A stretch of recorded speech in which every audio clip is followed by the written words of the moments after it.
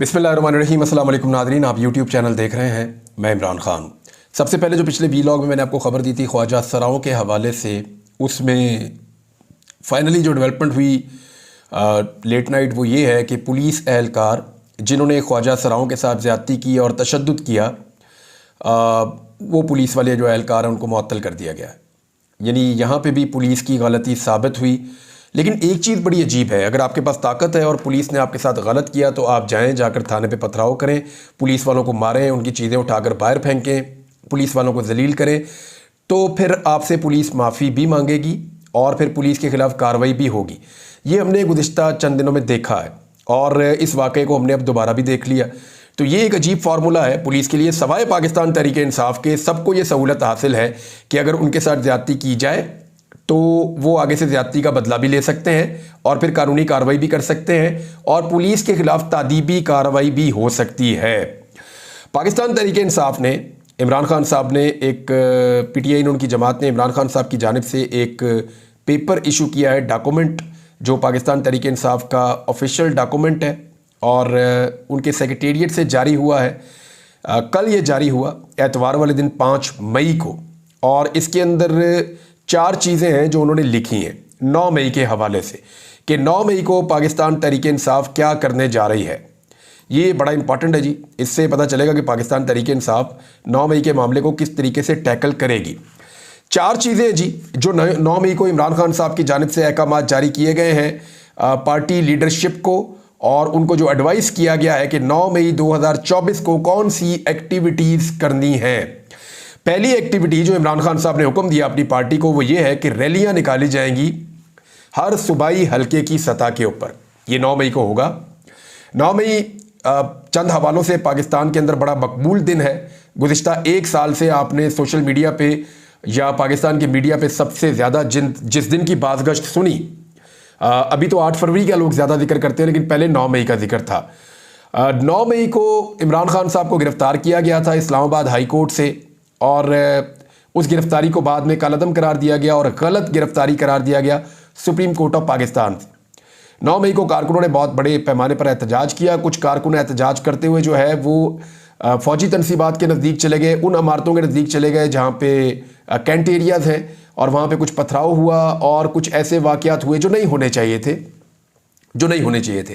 तहरीक इंसाफ का ये कहना है कि सीसीटीवी फुटेजेस गायब की गई हैं और ये एक फॉल्स फ्लैग ऑपरेशन बनाकर हमारी पार्टी को फिक्स किया गया है। जबकि दूसरी जानिब से ये कहा जाता है, दूसरी जानिब बोले तो एस्टेब्लिशमेंट की जानिब से ये कहा जाता है कि ये पाकिस्तान तहरीक इंसाफ ने किया है और उनको इसके ऊपर माफ़ी मांगनी पड़ेगी। ये दोनों तरफ का एक एक मौक़िफ़ है। पीटीआई ये कहती है कि जी हमने कुछ नहीं किया, हमारे ऊपर ब्लेम किया गया है, डाला गया है मनसूबाबंदी के तहत, जबकि एस्टेब्लिशमेंट और पीडीएम की जमातें ये कहती हैं नहीं जी ये पाकिस्तान तहरीक इंसाफ ने प्लानिंग के साथ मनसूबाबंदी के साथ किया है।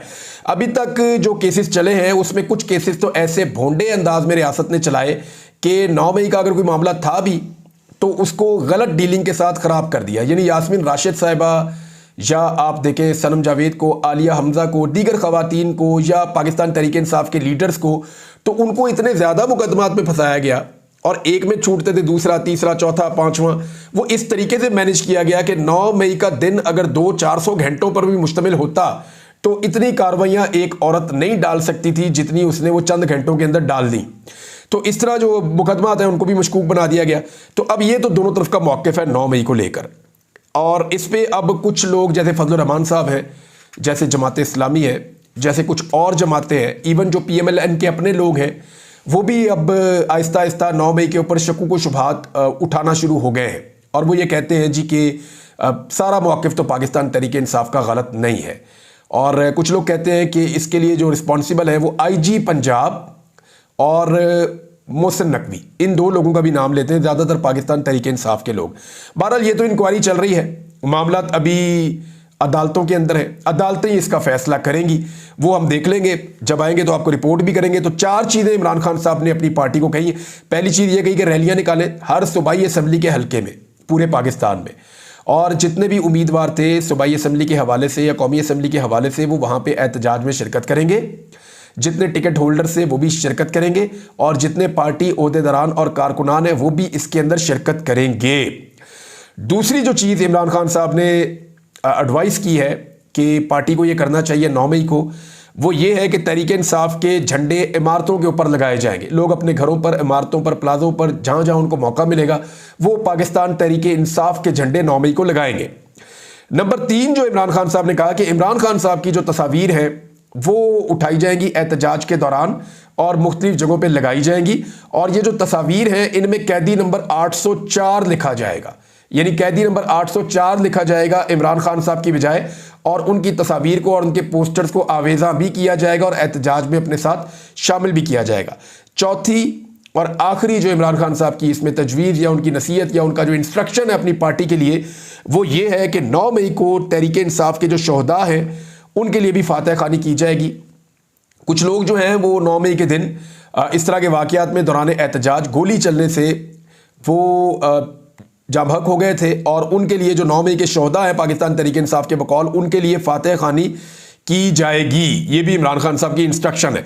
तो ये 4 चीज़ें 9 मई के लिए प्लान की हैं पाकिस्तान तहरीक इंसाफ ने। दूसरी जानिब पीडीएम की सरकार ने भी कुछ चीज़ें प्लान की हैं 9 मई के बारे में, और उनमें से कुछ मैं आपको पहले बता भी चुका हूं कि उन्होंने सोशल मीडिया के ऊपर एक बड़ी खौफनाक बम्बारमेंट तैयार कर रखी है जिसमें ये साबित करने की कोशिश करेंगे कि पाकिस्तान तहरीक इंसाफ और इमरान खान वर्सेस पाकिस्तान की फौज। हालांकि इमरान खान कई मरतबा कह चुके हैं कि ये फौज मेरी है, ये मुल्क भी मेरा है, मैं इस मुल्क को छोड़कर कहीं नहीं जाऊंगा, एक मजबूत फौज की हमारे मुल्क को ज़रूरत है, मेरा इख्तलाफ सिर्फ और सिर्फ एस्टेब्लिशमेंट की पॉलिसी से है, और वो पॉलिसी जो बंद कमरों में बनती है और अवामी मैंडेट का एहतराम नहीं करती। ये इमरान खान साहब का कहना है। वैसे इक़्तिदार से निकलने के बाद ज़्यादातर सियासतदान ऐसा ही मौक़िफ़ रखते हैं, लेकिन ज्यादातर सियासतदान डील कर लेते हैं। फिलहाल इमरान खान साहब ने अब तक डील कोई नहीं की।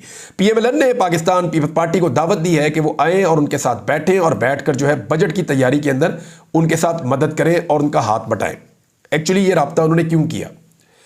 देखिए, इस वक्त बजट है नहीं। बजट मीन्स ये है कि पाकिस्तान के पास पैसा नहीं है, तनख्वाहें देने के लिए पैसा उधार लिया जा रहा है, जो कर्जा उधार लिया गया है उस कर्जे को उतारने के लिए जो उसके ऊपर सूद है उस सूद की अदायगी के लिए भी कर्जा लिया जा रहा है। इतनी बुरी सूरत हाल पाकिस्तान में कभी नहीं थी। जो पीडीएम सरकार ने या शहबाज स्पीड ने पाकिस्तान को इंतहाई रफ्तार के साथ इस तबाही तक पहुंचाया है। अब मामला यह है कि इनके पास अवाम को देने के लिए कोई ऐसा काबिल ज़िक्र रिलीफ नहीं है जिससे अवाम ये कहे कि इस बजट के बाद उनको सुकून आया, बल्कि ये बजट जो है ये एक अजीबोगरीब गोरखधंधा होगा और इसके अंदर किसी को कुछ समझ नहीं आएगी।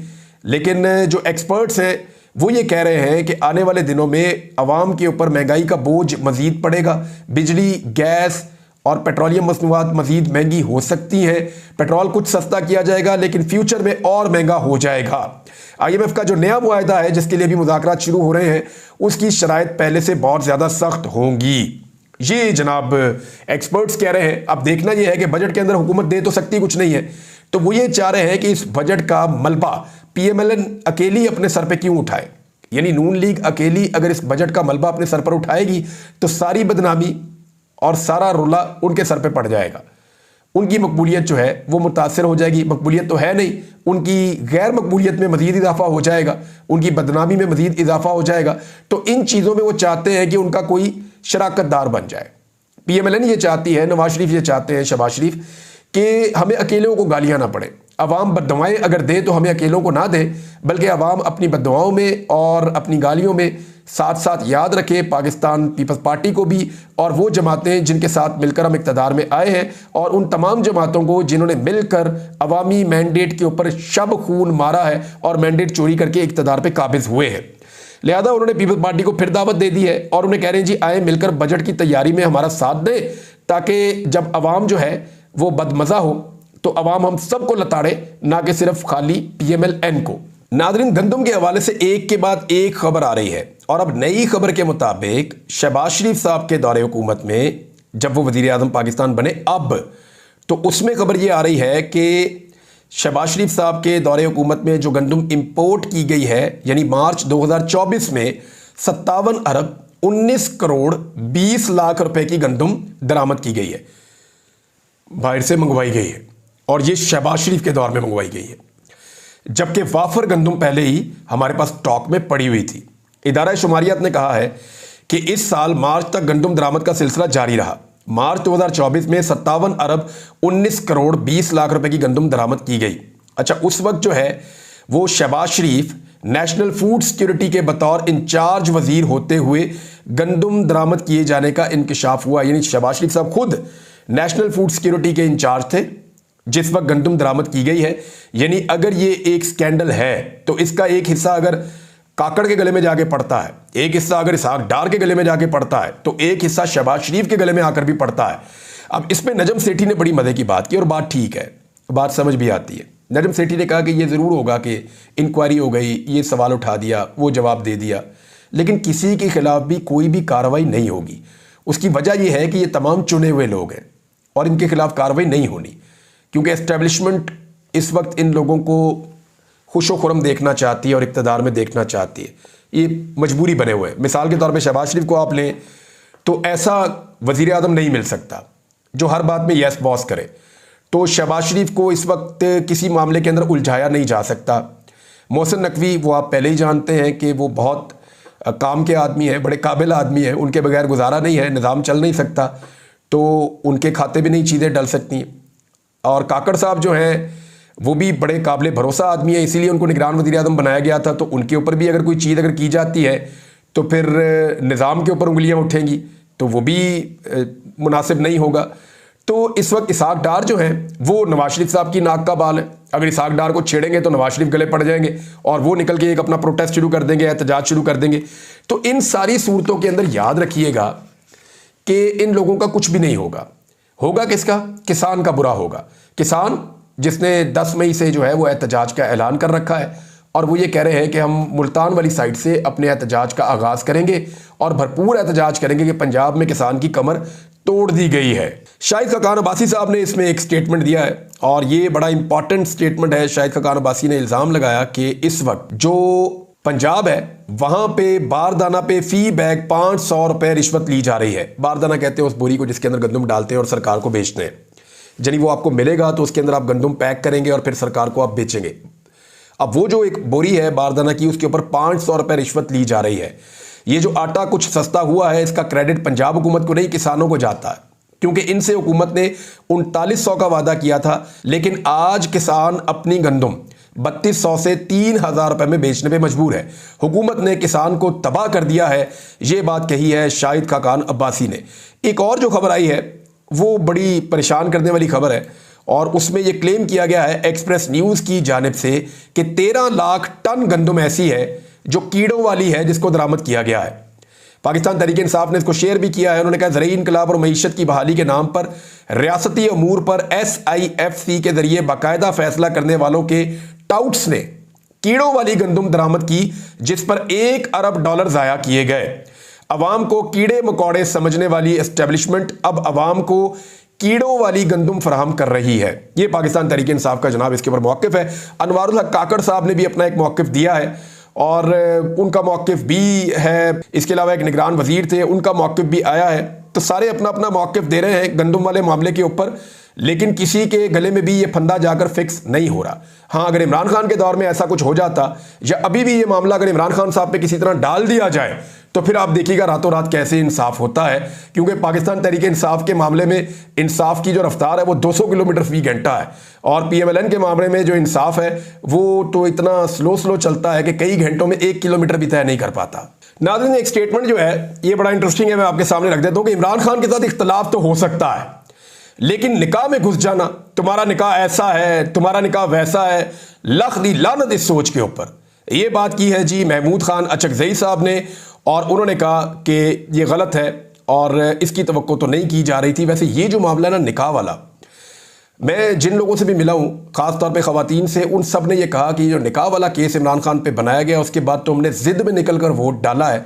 शायद ये केस ना बनता तो हम इतने जोश के साथ और इतने वलवले के साथ निकल कर वोट ना डालते, क्योंकि इससे हमें महसूस हुआ कि ये सारा निज़ाम इमरान खान के साथ पर्सनल हो गया है और अब उसकी इज्जत के साथ भी खेलने की कोशिश कर रहे हैं। यानी एक इतना बड़ा विक्टिम कार्ड था ये, जिसको इस्तेमाल किए बगैर यानी इमरान खान साहब को इस्तेमाल करना ही पड़ा। इतना बड़ा विक्टिम कार्ड दे दिया इस निज़ाम ने इमरान खान को कि वो चल गया ऑटोमेटिकली 8 फरवरी 2024 को। इमरान खान साहब का एक और स्टेटमेंट है, उन्होंने कहा मुल्क की तबाही के जारी सिलसिले को रोकने के लिए कौम का हर फर्द अपना किरदार अदा करे और अल्लाह ने इसे जो ताकत और वसाइल दे रखे हैं उन्हें अपनी आज़ादी के हुसूल के लिए वक्फ करे। ये इमरान खान साहब का एक स्टेटमेंट है, ये भी पाकिस्तान तहरीक इंसाफ ने अपने ऑफिशियल अकाउंट से शेयर किया है। नाज़रीन, हम बात करते शाहिद असलम साहब के हवाले से, और उसमें शाहिद असलम साहब के ऊपर जो बेसिकली इल्ज़ाम लगा था सबसे पहले वो ये था कि उन्होंने साबिक army chief general retire Qamar Javed Bajwa साहब की जायदादें निकाली थी और जायदादों की उसने मालूमात दी थी, तो उसको फिक्स किया गया, उसको गिरफ्तार किया गया। जिन हालात से वो गुजरा, उसके बाद शाहिद असलम को पाकिस्तान छोड़कर पाकिस्तान से बाहर जाना पड़ गया, उनकी जान खतरे में थी। अब मुख्तलिफ लोग ये सवाल उठा रहे हैं कि अगर ये किसी सियासतदान की जायदादें कोई जर्नलिस्ट निकाले तो उसके साथ क्या सलूक होता है। यानी सियासतदान की चमड़ी उधेड़ दी जाती है और जर्नलिस्ट को अवार्ड दिए जाते हैं कि कमाल किया आपने, ज़बरदस्त आप निकाल कर लाए एक स्टोरी। लेकिन यहाँ पे इंसाफ नहीं हुआ, बल्कि उल्टा उस सहाफ़ी को जो है वो निशाने इबरत बनाया गया। वो बेचारा पाकिस्तान छोड़ के पाकिस्तान से बाहर चला गया है और अब वो अपनी जान के खतरे से पाकिस्तान फ़िलहाल आने के काबिल नहीं है। उम्मीद ही की जा सकती है कि तमाम सहाफ़ी जो पाकिस्तान छोड़कर बाहर गए गुज़िश्ता चंद सालों में, वो पाकिस्तान वापस आ सकेंगे। इसमें एक और इन्फॉर्मेशन है, मुझे 4 मुख्तलिफ सहाफ़ियों ने बताया कि उनके साथ जनरल बाजवा ने रब्ता किया और जनरल रिटायर कमर जावेद बाजवा ने उन सबके साथ तकरीबन एक जैसी बातें की हैं। ये मैं 4 मुख्तलिफ सहाफ़ियों का आपको जिक्र कर रहा हूँ जिनसे जनरल रिटायर कमर जावेद बाजवा ने रब्ता किया, और रब्ता करने का तरीक़ाकार भी एक ही था, फिर दूसरी लाइन पे लाने का तरीक़ाकार भी एक ही था, सबके साथ बातें भी एक ही तरह की हैं, कस्में भी एक ही तरह की खाई हैं। कभी इसके ऊपर बात करेंगे, लेकिन ये नौबत क्यों आ रही है और ये हालात पैदा नहीं होने चाहिए थे। जनरल बाजवा अब लोगों को टेलीफोन करके उनको हकायक बताना चाह रहे हैं, और फिर भी लोग उसके अंदर, जब भी यानी 4 सहाफ़ियों ने मेरे साथ बात की तो मैंने कहा जी उन्होंने आपको जो बताया क्या आपको उसके ऊपर यकीन है, तो उन सब का ये जवाब था कि नहीं। अब तक इतना ही, अपना ख्याल रखिएगा, अपने इस चैनल का भी। अल्लाह हाफ़िज़।